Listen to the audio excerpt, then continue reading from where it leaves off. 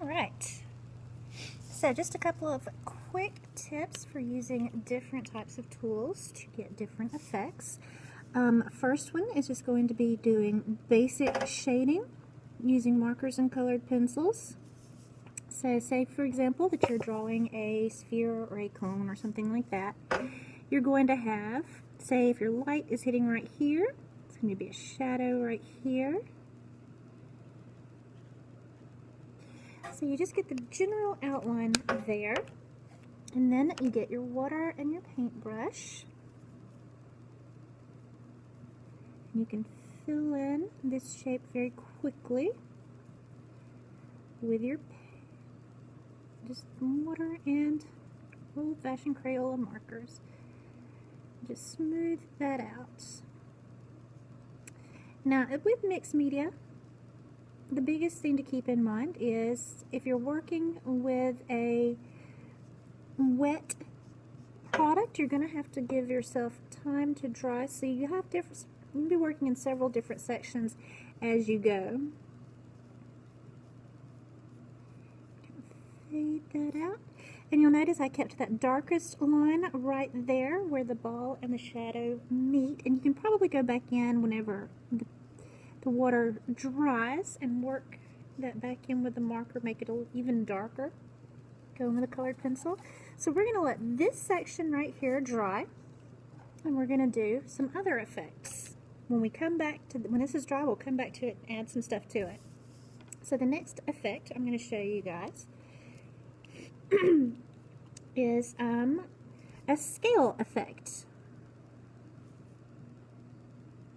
So say you're wanting to draw something that looks fishy or reptilian. Say you're doing a dragon of some sort, and you want to do some really cool scales. So you choose the color of your scales, and again, go back in with your paintbrush.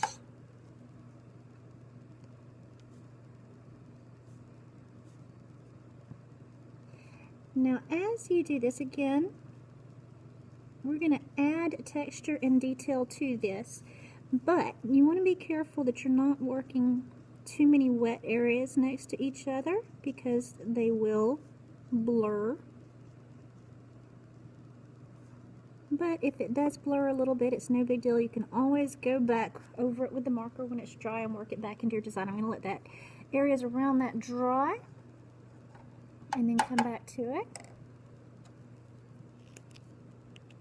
So I'm working several different types of textures at once, and the big thing is just keeping in mind that you need to let things dry as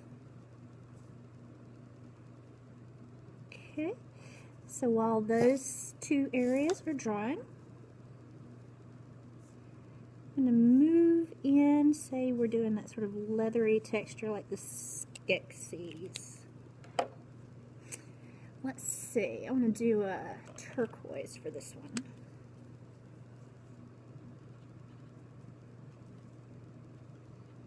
So think about where you want those darkest shadows to be. That's going to be where the folds of the skin fall.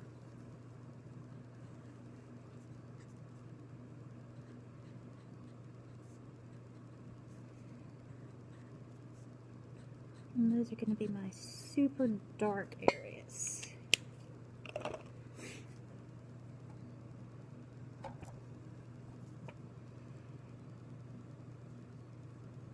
Now the big thing, and again, just thinking about when you're dealing with mixed media, meaning you're combining several different supplies to create different effects, is that layering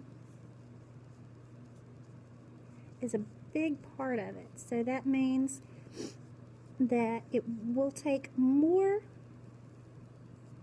than one pass over a section before you can say it's done. So like right here, for example, I'll probably want to go back in and darken those shadows even more.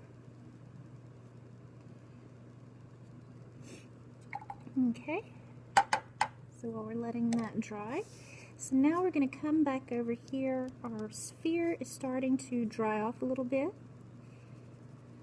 So we'll go back in with that colored pencil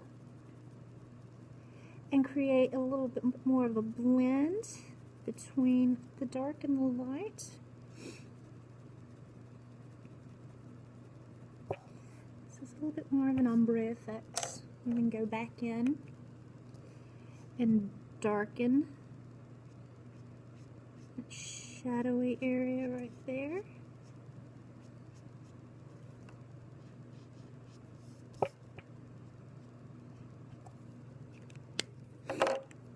Maybe even go in with a little bit of black to make it even darker. Just to give it a nice sort of 3D effect.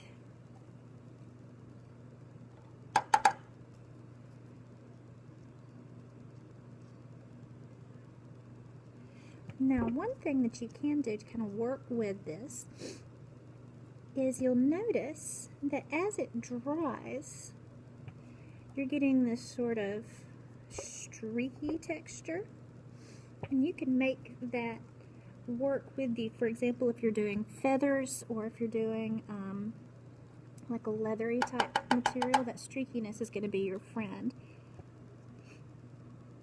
The big thing is, like I said, just going to be keep working into those areas. A nice little dark shadow pooling right there. Okay. Come back over here to my scales.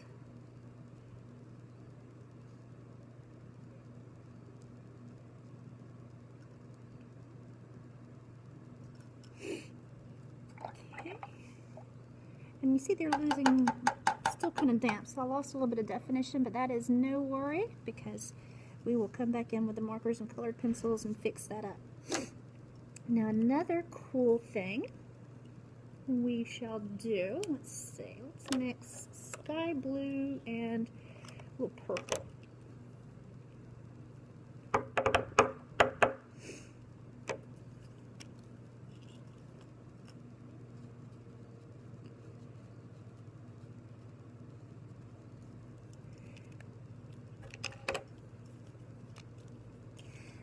So today is all about experimentation. You're not trying to create a finished image. You're just experimenting with those different textures and combinations and seeing what works, how things look as they dry. Okay, so that's pretty cool. I like that sort of a sparkly effect.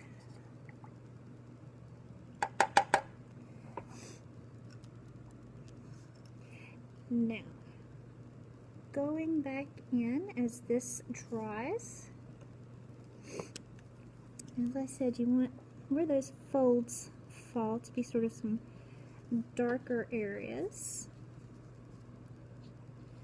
You can go back in with that and darken some of those shadows. You'll notice as it dries, you get some really cool, sort of unexpected textures going on.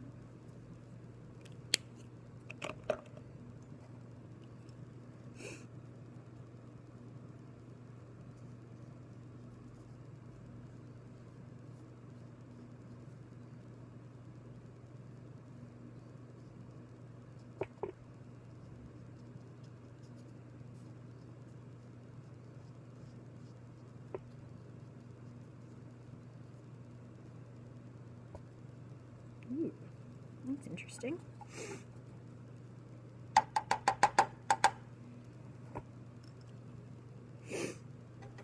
So we'll let this dry here. Next thing, while we're letting those other sections dry, is you can use light colors to create an ombre effect. Let's see. So right here, I did this one by using tiger orange, golden yellow, red, and pink. So I'll start with the lightest shade, which is my golden yellow.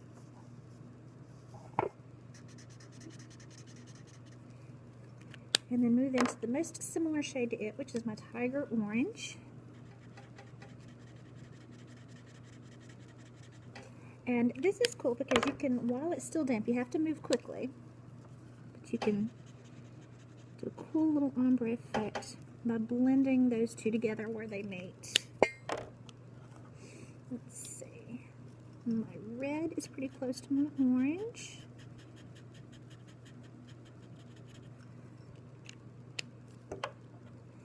And then my pink is pretty close to my red. So you can imagine how cool this would look if you're doing sort of a rainbow effect, where you could blend between red, orange, yellow, green, blue, indigo, and violet. And you could do it like that, or if you wanted to bring in that brush and drag the colors together, it creates this lovely, you need to clean your brush often, but it creates this lovely sort of sunset effect with these colors. Dragging it downwards.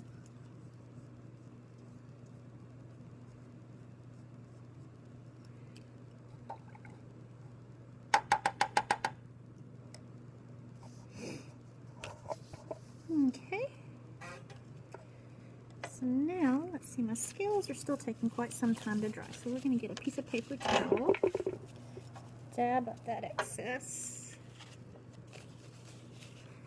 And sort of a blurry effect there.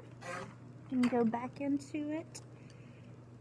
You can use the multi-liner if you want. Go back in with the actual marker. Let's do a little bit of green here.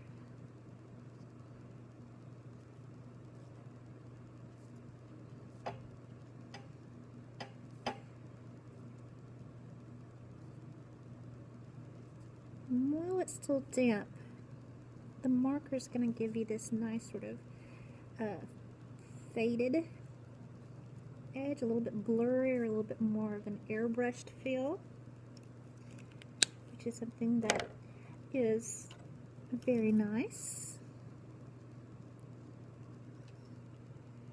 You can blur them out even more if you want. Now, over here, fingerprints, like it. What you're going to do is we can add a bit of a fur texture to this if you want to add go even deeper with this. And the way that you do fur is just you press down really hard at the front and then you flick your hand outwards using less pressure as you go. So you'll notice that the line is darker at the bottom and a little thinner and lighter at the top. And you think about fur, feathers, that kind of thing, it's definitely not uniform, so don't feel like they all have to be pointing in the same direction.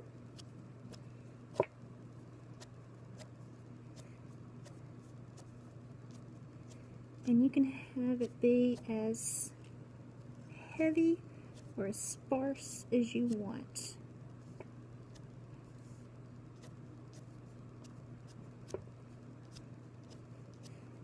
Layering a different shade of fur on top of your base coat can give it a nice sort of depth to it.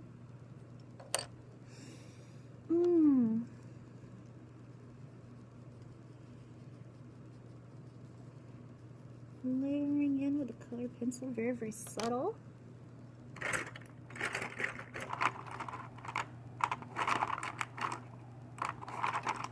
Do I have a blue? Yes.